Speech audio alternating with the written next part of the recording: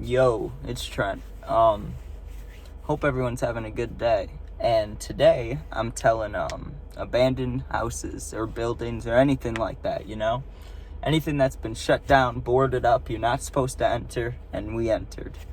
So, the very first one I can remember, and it's definitely the most popular in my brain when I'm thinking abandoned places, because we went there probably 5 or 6 times. And a couple creepy things happened and a couple normal things, for an abandoned house. But the way we found it, right, is you can see it right on a main road. You can see the front of it. But we were like, we never thought about it. But then one of the days, right, when I'm hanging out with my friends, because we're probably middle school, so 13, 14-ish, right? And we always went on this bike path because we'd always ride our bikes around with our speaker, just music. Just riding around, hanging out.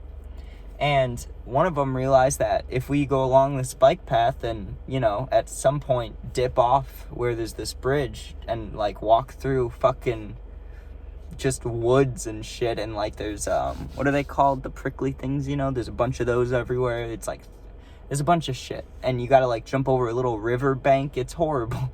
I don't know why we kept going. But anyways, we go there. And I remember the first time I went there, I was nervous as fuck. And my friend Nick, he was like, hey, it's all good, let's just go in. I'm like, I don't know about that. So I waited outside for a minute, but then I ended up going in because I didn't want to be just stuck outside. That's even scarier. So I go in there, and instantly when you walk in, it's just soggy carpet. Just it feels like you're gonna fall through the fucking floor, And we're in there and it smells like shit, of course, and shit's broken everywhere. I don't think we were the first ones, but we definitely were the most recent ones because the door was all I remember it was stuck, and they broke that bitch open. We got in, And it was really gross. And I remember there were certain spots where it felt okay to walk, and then there were some spots where it's oh, don't step there. You might fall through the fucking earth. You don't know, And there were stairs to go upstairs, and there was a fucking fridge on the stairs, block. I can't remember in my head exactly if it was on the stairs or leaned against the stairs, but there's a fucking fridge in the way. But we want to go upstairs, so we were fuck it, we're going upstairs. And we went up there, and I think we only went up there once out of our 5 trips because of how sketchy it was up there. I think we went up there, and at first it was you couldn't even walk because it's just broken wood everywhere, and it's just dangerous. And then, I don't remember if it was the first time, but one of the times we heard a guy up there, and we were like, fuck that. It could have been someone just like us. It could have been a homeless dude, probably, But we weren't sticking around to find out. We dipped on that time. But when we started going, we started seeing cameras, these little, hidden cameras. I didn't know it at the time, but it was just a deer hunter setting up deer cameras. I didn't know this, though. So we see these, we're like, what are these? We're kids, we think it's cool. We took them, not nice, but I still fucking got it. Just crazy, but, some random hunter's deer camera I got. So I'm sorry, man. My bad. But, anyways. So let me talk about the creepy moments at that house. So I remember we walked there one time, and we never really went in the basement because when you go inside, you can go on the stairs in it, but there's, you can go on the stairs, go upstairs, you can walk around the house, but there's no way to get down in the basement from inside. But outside, there's the front door here, and then down, there's, it goes downstairs, you go downstairs, and then the basement just opens. And there wasn't a door down there, because obviously people have been in and out, And we went down there, and I remember, it was a big thing, we all voted, I'm not going first, and I'm not going last, that type of thing, and everybody wanted to be in the middle and safe. And I remember we got down there, and right away, we're it just feels fucked down here. It feels eerie, it feels haunted, it doesn't feel good. And then the light flickered, and everybody freaked out. Everybody freaked out, because the light's been off for probably 20 to 30 years. There's no way it should have flickered, it freaked me out. We fucking ran out of there. And I still don't know what it was. It could have just been, I don't know. It could have been anything, but it freaked me out. I didn't like that. But we started going to some cooler places. There was another house, and there was some barns, right? And there was this time we got high as shit. We smoked in this abandoned barn that was right next to a house. And we kept hearing things coming from the house, and I was like, dude, what if someone's like kidnapped in there or something, you know? Like, it was sketchy. It was like the door's open, but there's noises like walking coming from that house. And we were nervous, but like we were explorers at the time. We're like, we need to see what's in there, you know?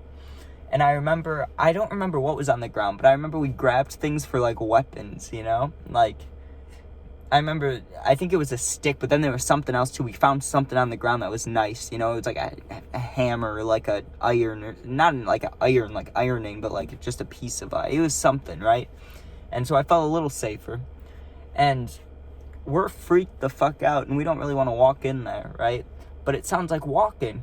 And we're about to go in, and I kind of just knock on the wood, right? Like the stairs before we go in, I kind of just hit it with that thing I was holding. And like 6 raccoons just run the fuck out of the house.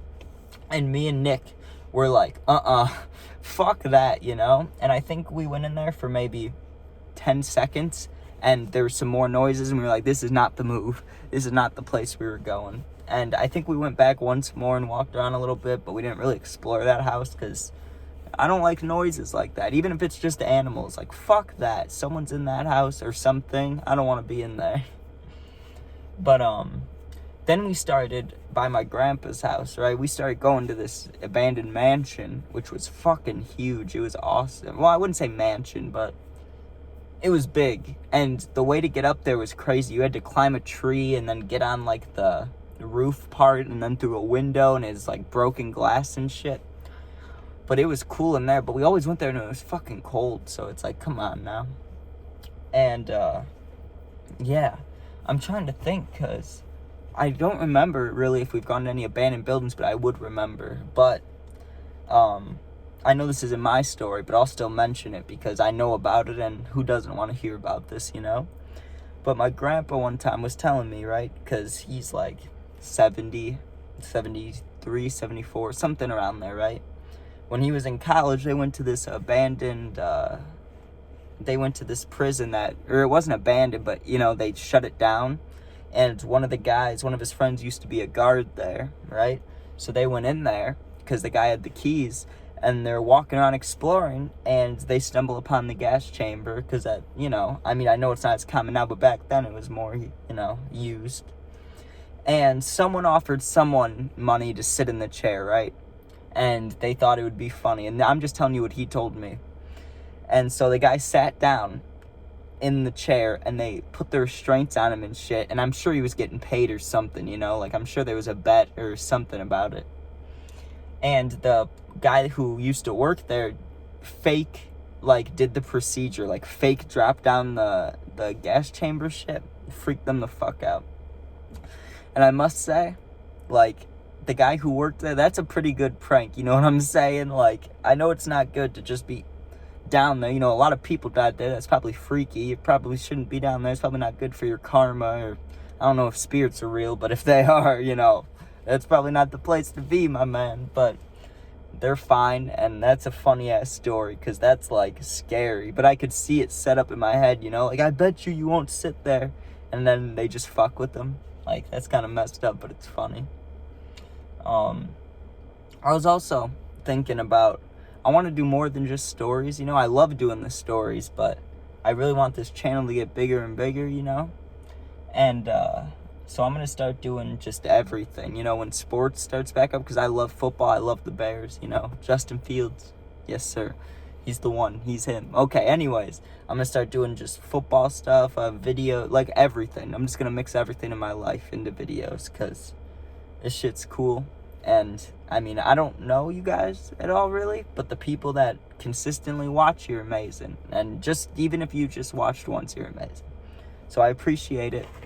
And I think I'll start doing reviews, because I get a lot of devices, you know what I mean? Dispensary and just other things. And I could review them, I could do whatever, but when you're not of age, you know, I don't really want to get banned or restricted or some shit. So I'll be a little more careful, I guess, with those. But if you guys have any ideas, or there's anybody that's, you know, in Illinois that ever wants to make a video or anything like that, just let me know. But thanks for listening. I hope you guys have a good week, and I will have 1 or 2, maybe 3 more stories this week, but I'll make sure to get a couple more out. So thanks for watching, and have a good day.